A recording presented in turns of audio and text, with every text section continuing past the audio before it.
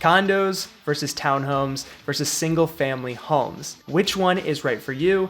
And really, what's the difference between the three? Hi, my name is Benjamin Carver. I'm a local real estate agent here in the Raleigh, North Carolina area, and I help buyers all the time navigate this difficult question. What type of real estate is right for me? This video will be short and sweet, but it will also be thorough in helping you understand the differences and getting a better idea of what type of real estate is right for you. And I want you to pay special attention to the differences between size and price, location, maintenance, amenities, control between these three types of real estate, starting with condos. Think apartment.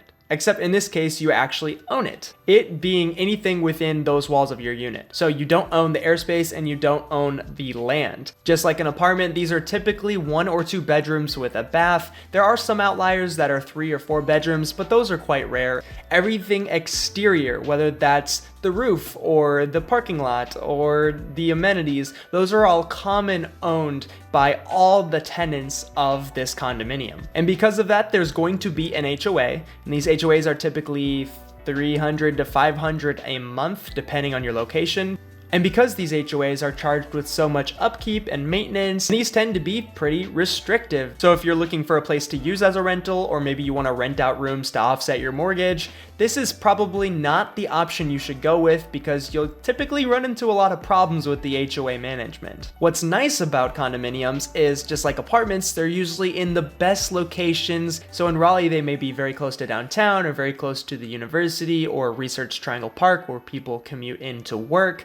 And they tend to have a lot of amenities like clubhouses and spas and pools and convenience stores and all these other things that people want. And this makes condos look really appealing to first-time home buyers or low-income earners who still want to own instead of paying off someone else's mortgage. Condos can work for all sorts of people, but a lot of the buyers that I work with that buy condos tend to be maybe single or a young couple or a retired couple. Maybe they don't have a lot of kids or a large family. Currently, there are around 150 condominiums for sale in Wake County, and prices range drastically from as low as $160,000 in some parts to as high as $1.6 million in others. I can tell you from personal experience as an agent in Raleigh that there's plenty of good options in the $250,000 to $300,000 range. Next type of real estate, we have townhomes. And this is definitely a step up from condominiums. Where condominiums are like apartments, townhomes are more like plexes. So think a duplex, an eightplex, a 16plex.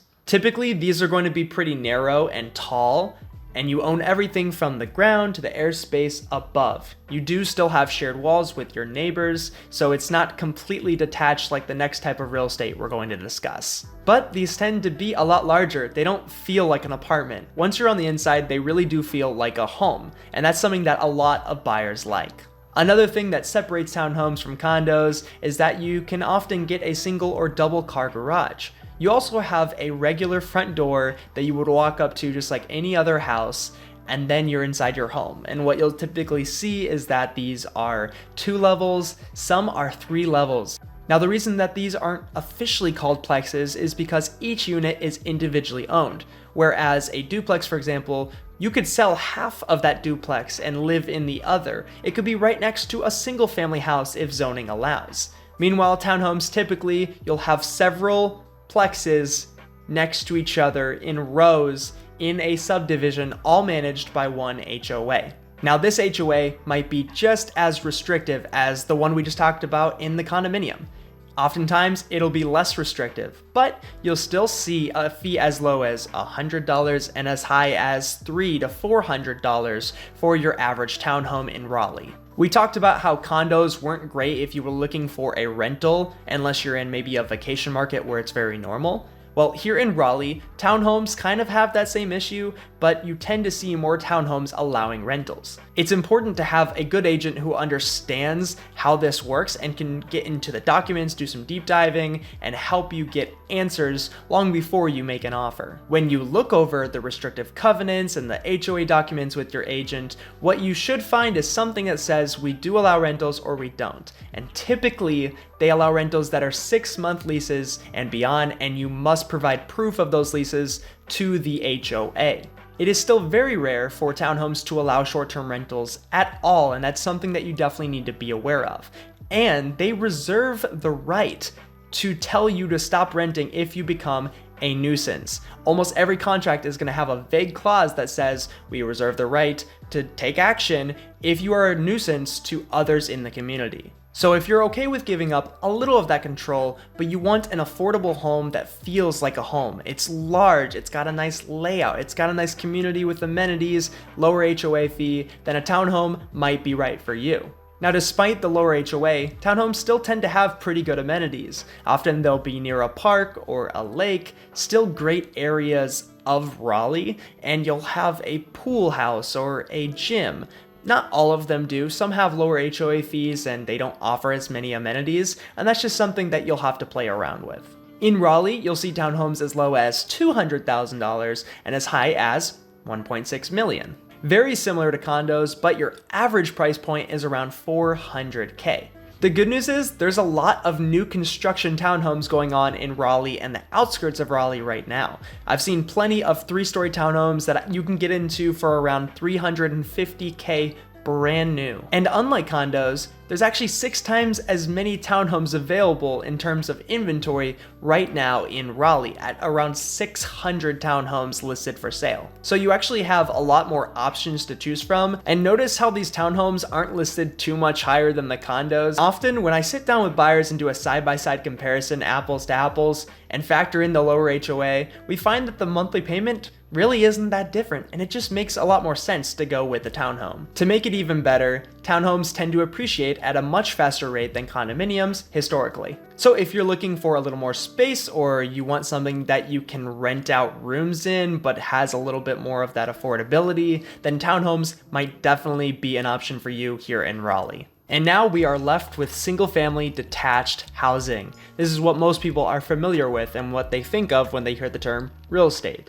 Now, we call this detached because it is not attached to anything. You're not sharing walls with neighbors in a townhome or a condominium. You own the land, you own the property, and then there'll be adjacent properties on which there may or may not be other houses as well. And what's nice about owning the land and the house is you have clear boundaries between you and adjacent owners. So you have more privacy and control than you do with a townhome, where you're still fighting over shared walls, maybe shared fences, parking spaces.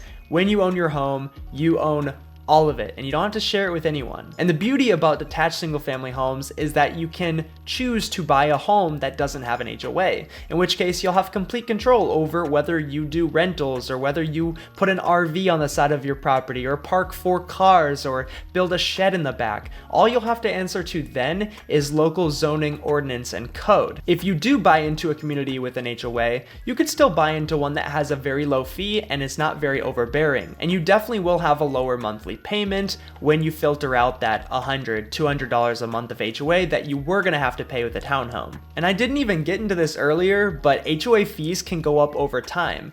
Often HOAs will increase their dues every year or so, meaning your property actually gets more expensive with time. Now, the thing about HOAs though is that they do a lot for you other than just boss you around.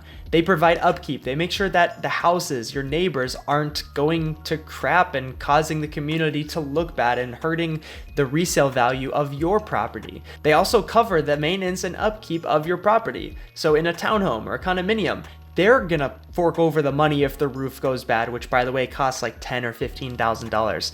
They're going to fork over money to fix the parking lot. They're gonna fork over money to maintain the pool and the gym. The truth is that when you have a small HOA or no HOA, you're gonna be responsible for all the upkeep inside and out of the home. And in some cases, if you do the math, it actually makes more sense on older properties to go for the townhome that covers everything exterior than it is to go for an older single-family detached home and deal with a new roof and all the other big things that come up. Now, single-family detached homes are the most prized type of real estate that there is. It's what everyone thinks of. And so of course, they're going to have the best resale value. They're going to be the easiest to sell. They're going to sell the quickest. They're going to sell the highest. You'll most likely get the best appreciation on a single family detached home, historically speaking.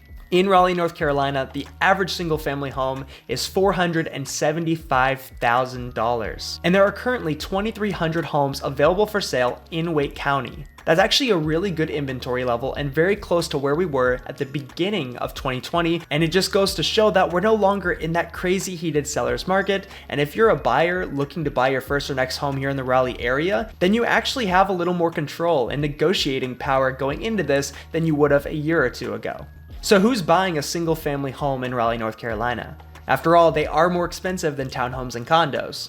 Well, buyers who are looking for more space, more privacy, and definitely more control should opt in for a single family home if they can afford it. Having the option to control what you do with your land and your property, to avoid paying for an HOA that you don't really want, and the ability to rent out the home or offset your mortgage by renting out rooms makes single family homes a great option for many people. But either way, I'm sure you have questions about the Raleigh area and our real estate market. If you do, call the number down below or click the link in the description. My team and I will help you get started on making a smooth move to Raleigh to find your first or next home. For more Raleigh real estate, make sure you check out some of these videos next.